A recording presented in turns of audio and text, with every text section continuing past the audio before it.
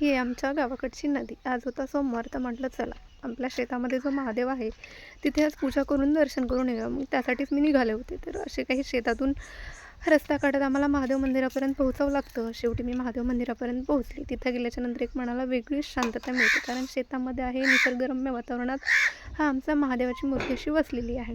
मग काही गेले, दरवाजा उघडला. मस्त अशी सकाळी कोणीतरी पूजा करून गेले होते. तीही मस्त रांगोळ्या काढून होते. आम्हीही माझ्या पूजेला लागले.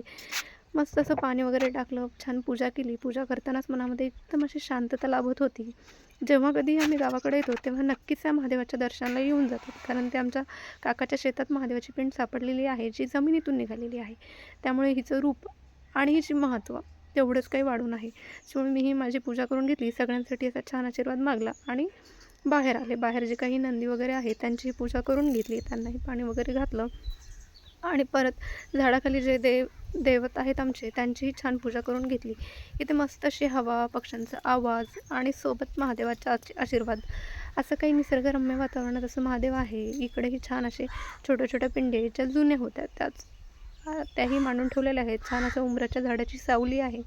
म्हणून हा महादेव एकदम थंड आणि निसर्गरम्य वाटतो. आणि इथं आल्याच्यानंतर मनाला एक वेगळी शांतता मिळते.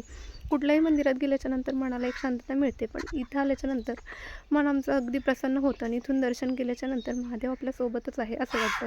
जाताना मी पूजा केली होती असं काही त्याचं रूप वाटत होतं, जे बघून खरंच खूप सुंदर वाटत होतं.